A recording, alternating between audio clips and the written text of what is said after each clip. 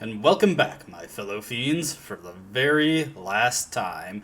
This is the final video of the Let's Play Shin Megami Tensei Nocturne, and we have one more boss to fight, one more ending to show off. If you'd like to see all the endings of the game, there are plenty of videos on the internet demonstrating them all. I'm more interested in just showing how to get through the game, as well as showing as much content as possible. Speaking of which, to start this video off, we're going to be taking care of a loose end that I wasn't really able to address given the way I ended the, not the previous video, but the video before that. Upon completing the game, you of course get New Game Plus. You just save a file, and it will be Cycle 2. If you happen to be overwriting an existing file, the game warns you that that file will be gone, but, you know, who really cares about that? Anyways, I'm just going to skip through the opening cutscenes, as you cannot go through those any more quickly. There's not just like a option to start in the Vortex world in the hospital. You do have to go through the opening section, and I just want to get to the part that is different right away. Alright, so the first major difference of New Game Plus is, of course, upon, or rather prior to being able to name your character, you are given the option to select a different jacket. In this case, we have a leather jacket, which we will pick here, and I will quickly get us to the point where we get to see the new look.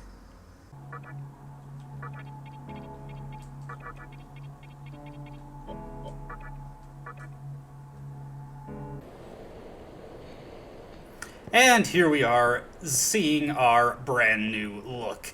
The game describes this as a leather jacket, and it's kind of a midway point between a leather jacket and a track jacket, really. But yes, it is a different look that you can wear for the first 30 minutes of the game, and that's if you're not rushing through it. But yeah, we get a brand new jacket. Does this have any practical benefit? Kinda. It changes your starting stats a little bit. The hooded jacket, by default, all of the Demi-Fiend's stats have a base value of 2, and then they're further modified by the Magatama he has, but the jacket he wears gives additional bonuses. The hoodie gives +2 strength and +1 vitality. The jacket, on the other hand, gives +2 magic, +1 agility. Honestly, as much as I like magic in this game, I wouldn't really recommend going with the leather jacket. The hooded jacket, those bonuses are much more immediately useful, particularly the 1 vitality, and even the 2 strength. It's gonna be a while before you have good magic, so having that bit of extra strength helps out a bit in the early game, so I definitely would recommend sticking with the leather jacket. Besides, this does not have the cool UI graphic on the sleeves like the hooded jacket does. With that taken care of, I have to reset the game since we do not have the option to actually load any files. So where I'm going to meet you on our most current file is going to be in the 5th Kalpa, as there is there's several things for us to take care of inside there, so I'll meet you there. And here we are again in all our shirtless glory. In the 5th Kalpa, I'm starting from the entrance here just because, well, where we want to go is fairly close to the entrance. Of course, we go past the Dante chamber. I've never actually refused Dante's offer to join. In any case where I end up not recruiting him, I just pretty much never go to the 5th Kalpa anyway, so I'm not exactly sure how it plays out if you do reject him. I do know you can come back for him, but I'm not exactly sure how that works if he just accosts you every time you go through. That's neither here nor there, though. We need to take the eastern path to get to where we want to be, and we're going to be coming across a very unique check door here, and it's unique for... gotta get the Estoma back in action here, so let's get that back up. And it's very unique because technically you do not need to fulfill the check to go through it, but there is no reason to go through it if you don't succeed the check, and we'll go over that in just a second.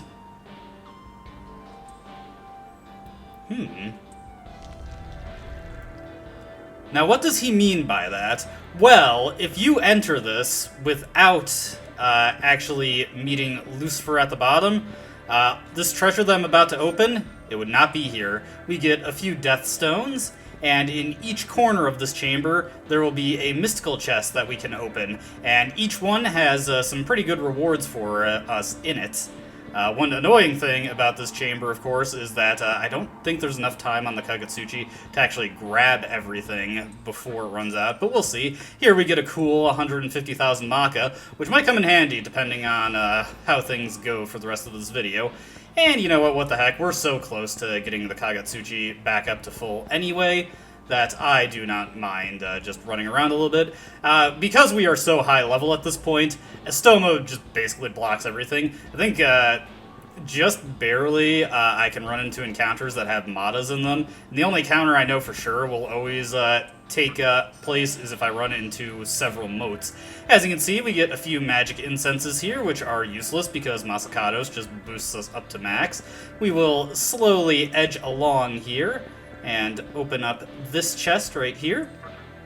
Get 25 lucky tickets, which if you want to manipulate the store into giving you some incenses, there is an option right there. And let's just not even waste time trying to get the full Kagetsuchi. Let's just see if we get lucky here. We get 4 Jades out of this one, so pretty nice haul of rewards for becoming a true demon, particularly if you've not gotten Masakados at this point and would like to bolster your magic stat just a little bit more. Certainly, there are worse things you can do. And yes, you need to be a true demon for these chests to appear. You can come through this door if you're not, but the treasure won't be here, so yeah, not much reason to do so. The next set of checks I want to take care of are on the B4, so I will meet you there. Alright, here we are at the door adjacent to the entrance to the Metatron fight. Here we need somebody that embodies chaos to go through. And of course, who could embody chaos better than Beelzebub himself? Well, I suppose Lucifer, but he is unfortunately not a fusible demon in this game. And our reward for bringing Beelzebub along is another set of mystical chests. Here we get 10 Somas, pretty nice reward right there. Can sell for quite a bit if you don't care about using them. And 10 Bombs of Rising, not exactly impressive. Now, let's see, let's just head over through this door. I forget where this leads to. I didn't study the map too heavily at this point, so, what do you have to say? One with great vitality? Well, what the heck, Beelzebub can go for another round here. Yeah, Beelzebub, he's just such a high level, he pretty much has all the stats to qualify for these by default. I just think luck is the only thing he lacks, really. And heading through this way, yeah, I think this just leads back, but that's fine, because we want to head back to the Metatron door anyway, because there is one more thing for us to check out in that little maze that we can only go through a set number of doors. Alright, and once again, we have to navigate through the tedious menu selection to get down to Metatron, rather than just getting a itemized list of our demons and being able to select the one we want directly. There we go. That's the ticket. With that taken care of, we will drop back into the maze, and I already knew the answer to this. We want an open slot in our party here. I was pretty sure I had one, but I just wanted to make sure I could hastily release something if I did not have the slot that we needed. So, for what we want to do, we want to go through the doors. We are permitted to go through 2 more times. We'll go forward once again. And we actually want to head west this time. Oh, I think I screwed this up. Yeah, I screwed this up, but we wanted to head west at the start. That is okay, though, because I at least get to show what we're looking for. As you can see, there is a spirit in this room. Alright, I'll meet you when taking the proper path. It's basically the same thing, I just want to take a different route earlier in the maze, so hold on a sec.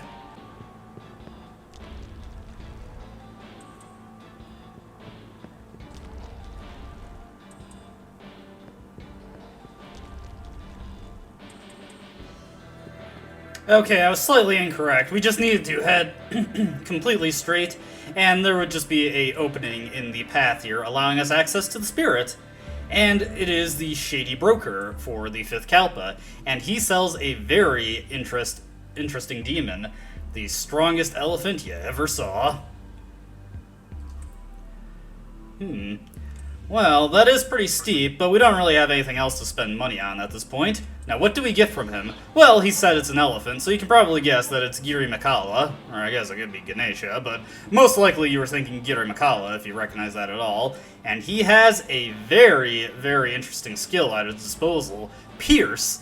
This Giri Makala is the only way to get access to the Pierce skill on your regular demons. So if you want to start fusing that passive around on custom physical powerhouse demons, this is your only way to get it. And you may want to pick this guy up if you learned Pierce as the Demi-Fiend, but for some reason deleted it.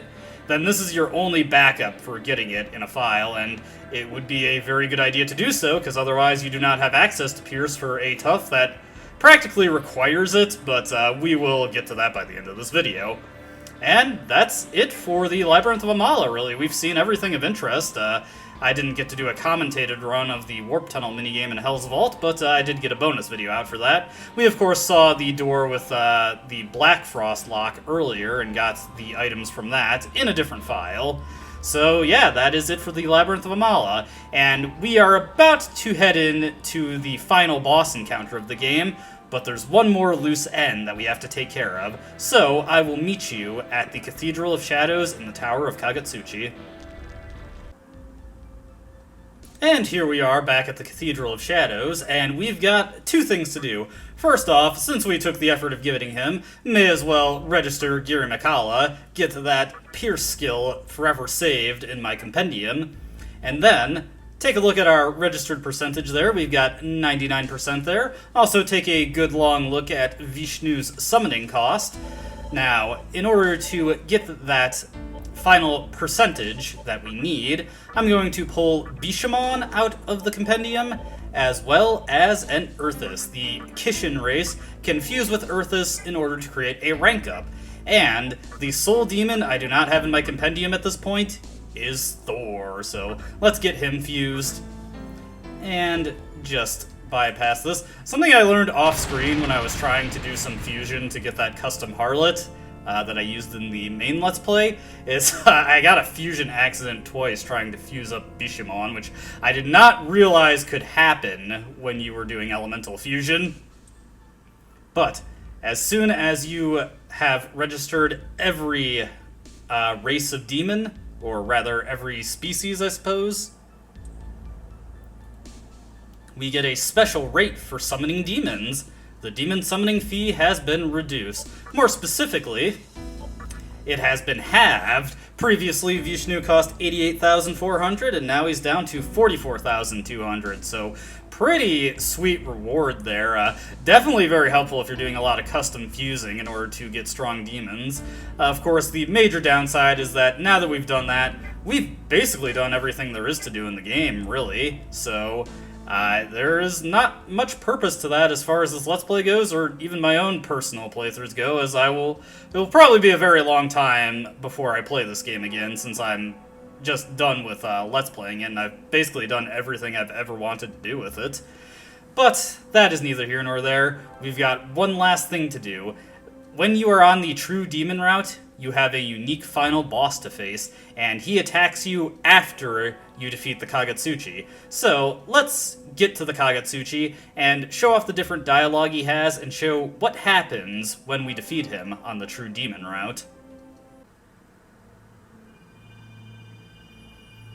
And here we are at the Kagetsuchi once again.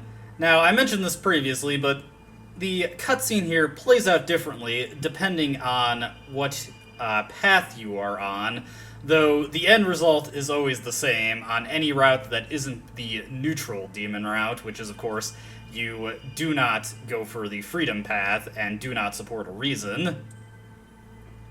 Now, the Kagetsuchi's dialogue is, of course, extremely similar here to how the freedom ending starts.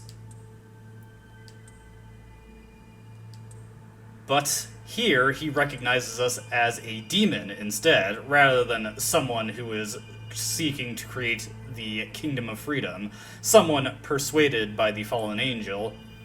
There are also slightly modified pieces of dialogue here earlier in the game. I mentioned this previously. If you call down the Tower of Kagetsuchi and have already visited Lucifer at the bottom of the Labyrinth of Amala, the dialogue when the kid and the old woman show up at the Amala Temple would be slightly different, acknowledging that you have done so. Additionally, you have different dialogue when you enter the Tower of Kagetsuchi, and of course in this cutscene right here you have slightly different dialogue depending on what reason path you are on.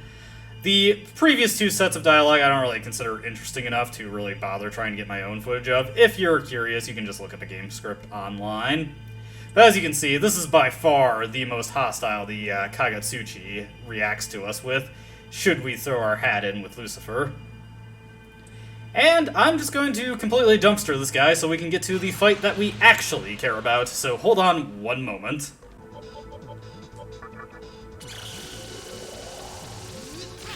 And that's the Kagetsuchi taken care of.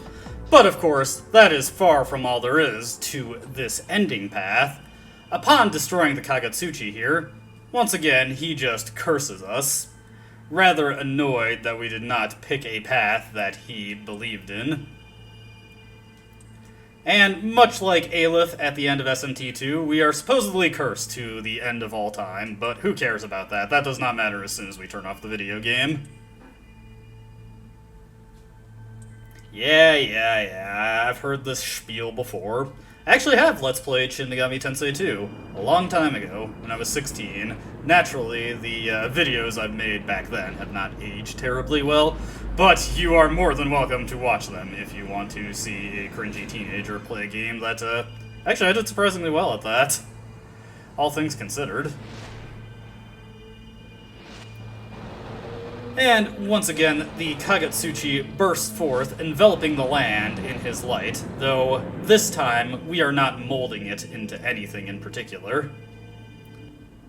Because we find ourselves in a slightly more desolate locale. And you want to take a guess who's waiting for us here? Hey, it's the kid! Hey, he's actually speaking for once.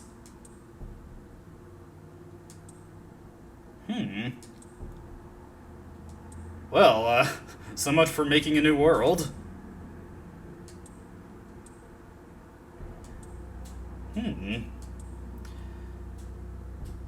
Just an endless loop, really.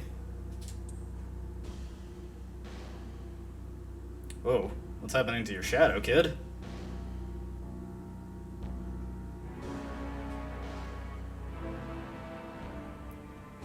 Ah, now there's a familiar face. Yeah, it is not at all a twist that those two are one and the same. I'm not exactly sure what the imagery they were going for with, you know, in the Vortex world, Lucifer is a kid and the woman is old, and then the reverse is true in Amala. We basically just dismantled the concept of reality with our actions.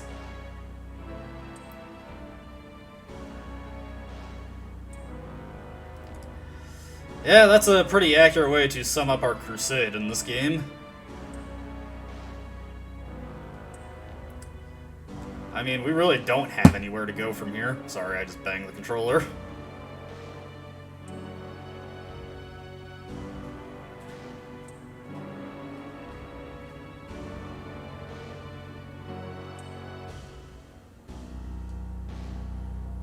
Ah, so this is not where our fight ends, huh?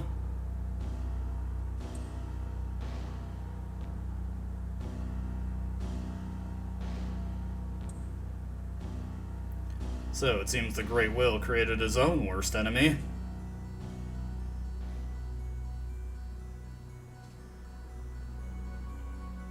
And with the old man and the kid coming together, a familiar face, pops up behind us.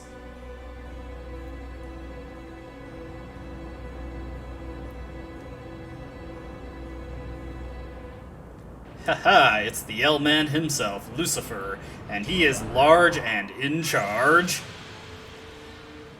for final boss time. As you can see, for this fight, since we've destroyed the Kagetsuchi, we get a unique Kagetsuchi graphic, which I think is really cool, actually. Now, Lucifer is resistant to everything, including Almighty. So to deal good damage to him, you need Pierce. Now, it's theoretically possible to beat him without it, but it is quite the uphill battle to do so. Lucifer has several unique options at his disposal, though he largely prefers Almighty attacks, as he is demonstrating here. As we damage him, he will start using some of his unique attacks. As you can see, he has 2 turns to work with, so we're not too concerned about what he can do to us at this point. We absolutely want to get our buffs and debuffs in place, though.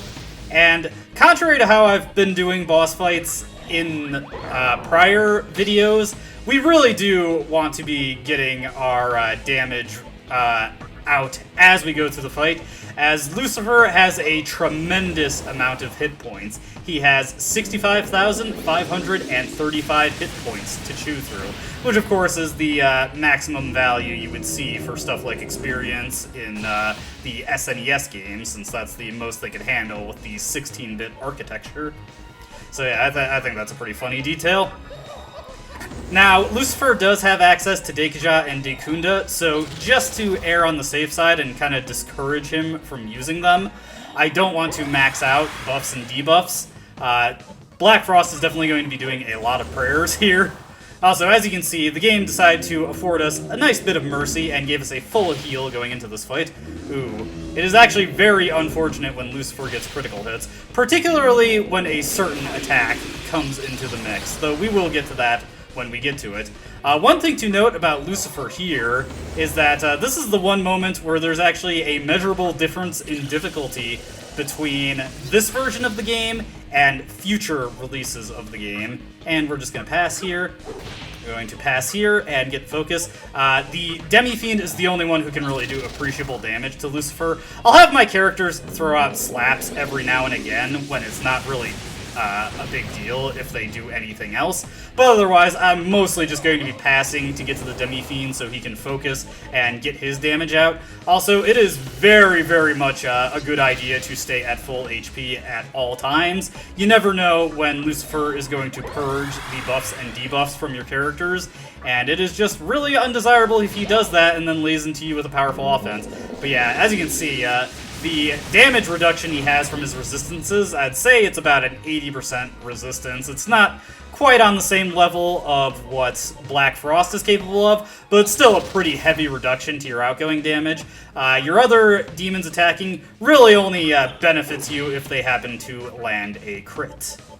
Alright, let's hit him with Fry Kugel, and once again, throw out another prayer. Occasionally, I'll of course have to stop and throw out a Great Chakra or a Bead of Life in order to keep Black Frost MP topped off for the purpose of keeping us healed, but that is not something we have to worry about at the moment. And like I said, we want to be at full HP as much as possible in this fight. It is a very, very bad thing if we get caught in a situation where he really lays into us with the offense and we don't have the HP to survive it. The Demi-Fiend, of course, only has 1 Endure per fight, so we've got to be really mindful of when that's used up. Okay, and here comes High King. Let's see what we get here. Okay. So, now I don't know if that's the attack that does it, but by far the most dangerous attack that Lucifer has at his disposal is a % damage attack that does a random amount of damage to your characters. In particular, what it can do is it can deal 10% of your HP, 25% I believe, 50%, or most devastatingly, 90% of your HP. Very, very, very, very, very undesirable if that happens, so try to avoid having that happen. We are gonna take this turn to restore Black Frost MP. Here comes the Deikuja, so we need to spend turns getting Rakukaja back into place instead.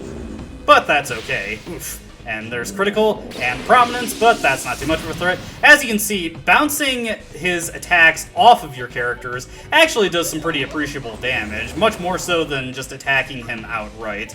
Alright, so let's get prayer up. We want to start getting Tarukajas back into effect also, so we'll have Metatron take his go. Next turn, we'll be able to get Rakukaja back up to 3, and we'll be back in decent standing. Or he could just Deikasha us again. But hey, that's a waste of his turn. So long as he doesn't get a critical hit, I'm not overly concerned about that. But you do definitely... Ooh, that's unfortunate right there. I did not... Okay, yeah, that is the percent damage attack. I did not know that it also had an ailment component. But trust me that it is even worse in the Maniacs Chronicles and HD release of the game.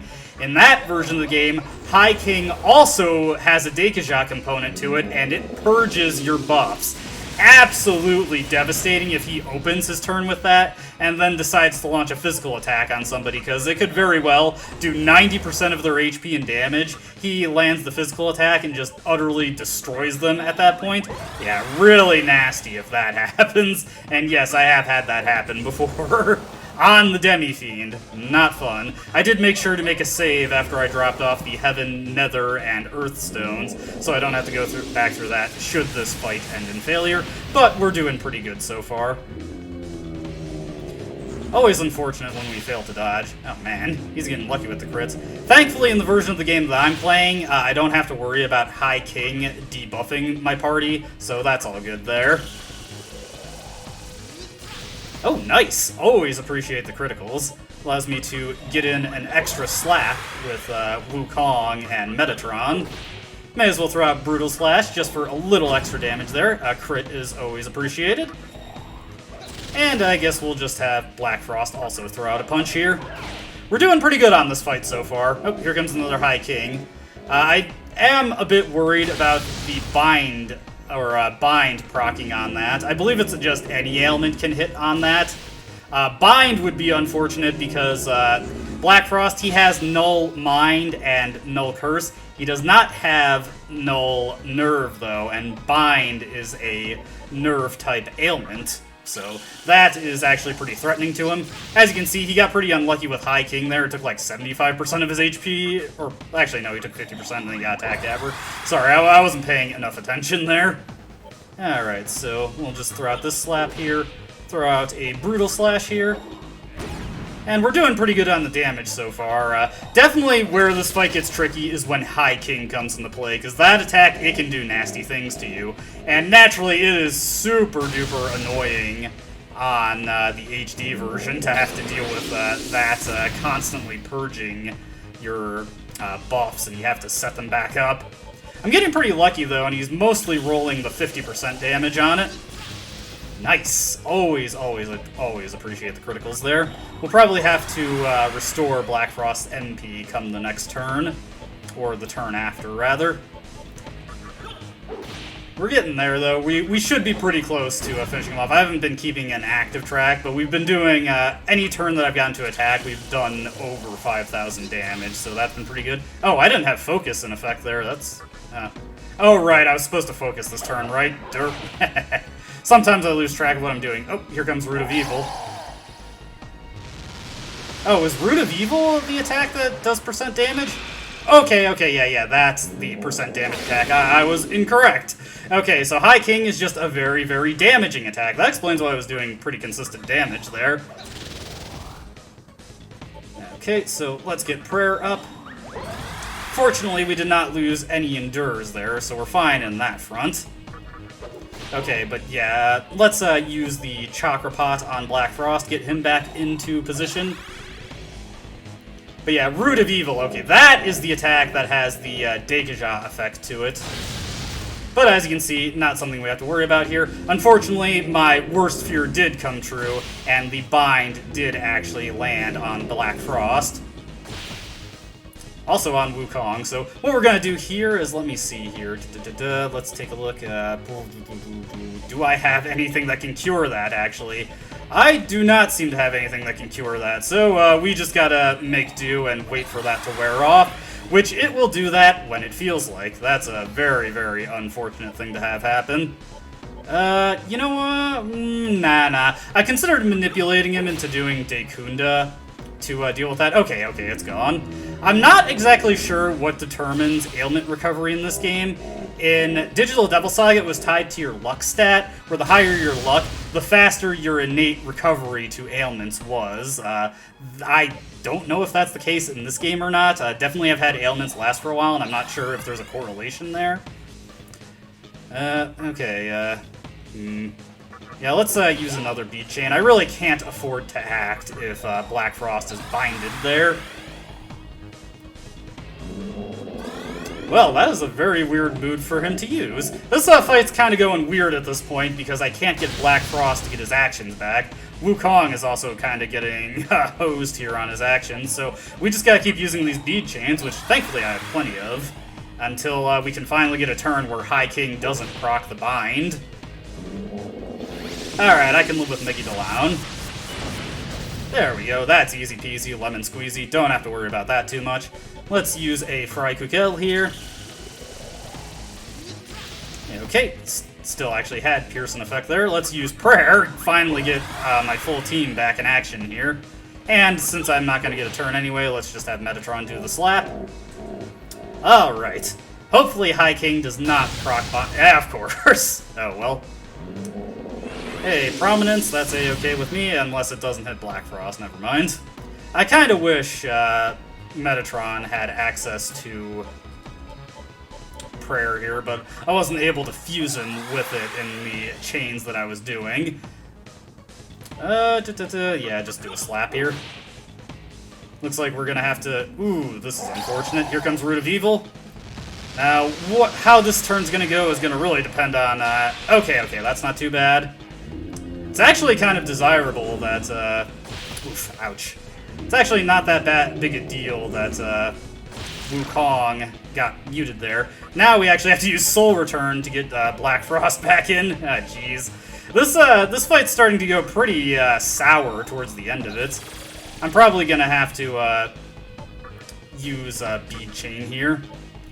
Man, this is not going well. Actually, I can just use a regular bead. May as well conserve those. That does unfortunately mean that Black Frost is gonna be doing or taking extra damage over what he should be taking when he actually gets back into the fight, but that's not a huge deal. So long as he doesn't get slapped by Lucifer, I'm not overly concerned about that. Okay, so let's get Black Frost back in. We can have him throw out a prayer to get Wukong back into position should I need to throw out any more Rakukajas, which might not be a complete necessity. Okay, there we go. Here comes Root of Evil again. This attack is so much more threatening in the HD version due to the Deikaja effect. It puts you in such a terrible situation more often than not. Okay, good. He's not going after Black Frost here. Yeah, I've noticed that he has an absurdly high crit rate with his basic physical attack. It's pretty nasty, so gotta be very mindful of that. Looking at the damage that he's dealing to us off of High King and his physical attacks, though, I can probably safely use Fry Kugel without needing to worry about the Demi-Fiend getting healed up afterwards, so let's just focus on doing that. Would be nice if I could get some more crits going. Alright, that's easy peasy. Here comes High King.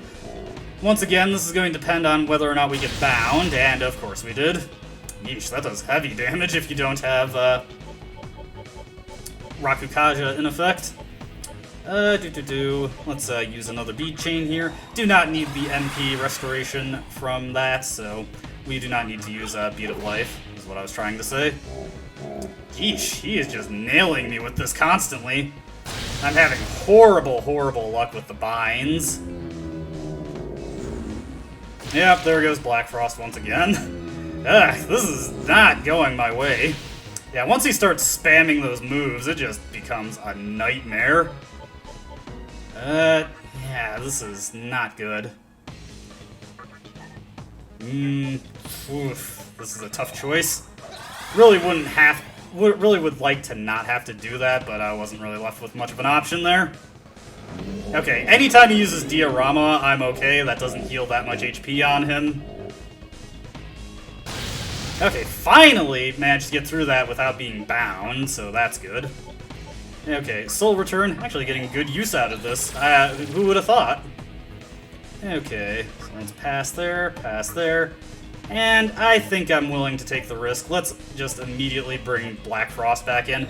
hopefully I can finally get a turn where I can keep up my offense. Sorry this is going so bad. I'm just having horrible luck with High King. Fortunately, this is a % damage attack, so I'm not overly concerned about that, especially if it misses. Not actually sure what determines if it misses. Oh no, is he gonna do Black Frost? Yes, he is. Oh, but it doesn't matter. Okay, oof. Finally, we can resume our offense here. Yeesh. That was a terrible string of turns. Makes me kind of wish that I actually did have Null Nerve on Black Frost, but I totally forgot about the binding aspect of High King, so I just didn't consider it. Alright, hopefully he's getting close to death here. Yeah, you do that for basically no healing. Alright, sweet. Got the reflect there, that's pretty good. Alright, we can resume our offense here. Let's get focused. Yeah, may as well just use prayer every turn to keep my HP as high as possible. Let's pass there. May as well do a Brutal Slash here. Got plenty of HP to spare on Wukong, if nothing else. And Frykugellum. Come on, crit. Hey, we beat him! Finally! Oof. That was a rough set of ending turns there. I was getting some horrible luck. As you can see, we get an equal amount of money, equal amount of Maka to his HP. Not nearly as much EXP though, but hey, we did the best we could there, and we succeeded. And I got it on the first try. I do not need Radiance at this point. It is thoroughly unnecessary. But at this point, you can start learning Repel skills from Masakatos. Now, before we finish the game here, I just want to go over one last time. You can save your game after the credits for a New Game Plus file, and the stuff that we're getting right here, all the Magatama we have, the money we have, our current experience levels, that does not carry over. What does carry over is your compendium completion. You get the option to pick the leather jacket, and if you have completed the Amalatam trials, like we have, then you can enter the first burial chamber on the first Kalpa to get a permanent extra press turn. So some pretty interesting bonuses there, but sadly not the most New Game Plus has ever had to offer you in this franchise. And we will just see our victory lap level ups here. What do you got for me, Wukong? I was hoping for an incense on the very last level up we got in the series. But we have done it. We have proven ourselves to Lucifer. We are a true demon, and the strongest at his disposal. Oh, it is pretty awesome.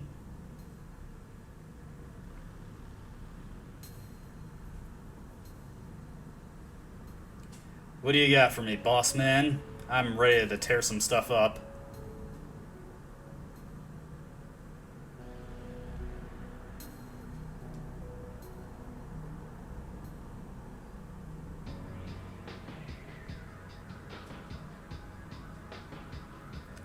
And with that, I do have to admit that's a pretty cool and striking image.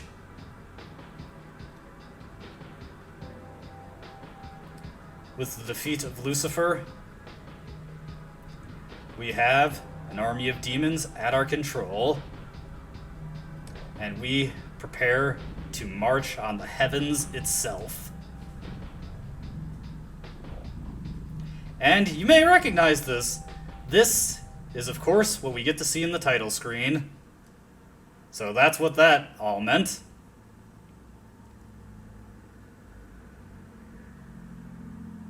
And it looks like the Great Will has some choice words for Lucifer.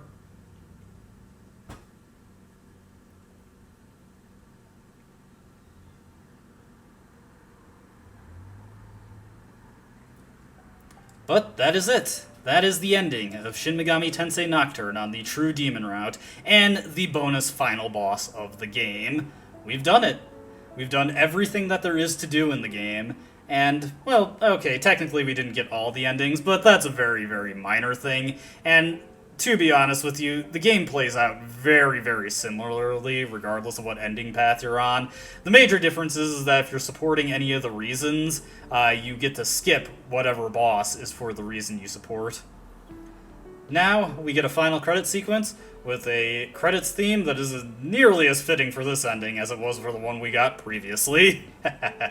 Still a great song, though, so I don't mind hearing it. But yeah, that is the true demon ending. Honestly, the journey is far more interesting than the destination there, though I do think it ends on a pretty striking visual. It's still a pretty underwhelming minute-long ending, which is kind of a bummer for how much effort it takes to get relative to the rest of the endings, where, you know, you just get them through naturally playing the game and not going through a difficult side quest in order to get it. Still, though, I had a lot of fun, and that Lucifer, of course, I didn't really mention this explicitly, but he is the reason that you want Pierce, because if you don't... Well, actually, I did go over it a little bit, but yeah, if you do not have Pierce, the fight is definitely beatable, but given how he has 60,000 plus hit points, it would take quite a while slapping him with brutal slashes for, at the most, 500 damage per turn, so... yeah.